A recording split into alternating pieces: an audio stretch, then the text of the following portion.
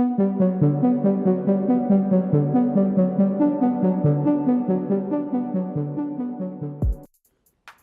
Iran Ebrahim Raisi mengancam Israel bahwa pihaknya akan memusnahkan rezim Zionis jika terjadi serangan besar di Iran.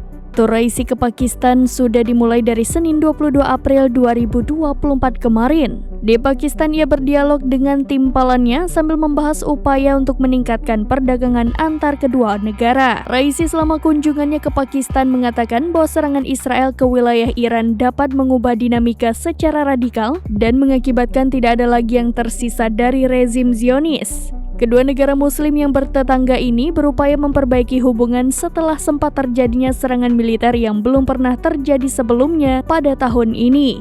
Bagaimana pandangan Pakistan menanggapi ketegangan Iran-Israel pun menjadi sorotan. Pada Minggu 14 April 2024, sehari setelah serangan Iran terhadap Israel, Menteri Luar Negeri Pakistan mengeluarkan pernyataan yang menyerukan deeskalasi. Menurut Pakistan, peristiwa itu dianggap sebagai konsekuensi dari gagalnya diplomasi.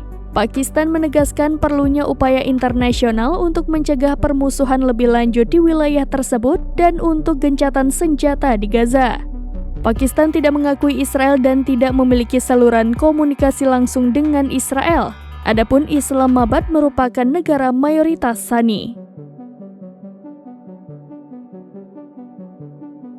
Download Tribun X sekarang, menghadirkan lokal menjadi Indonesia.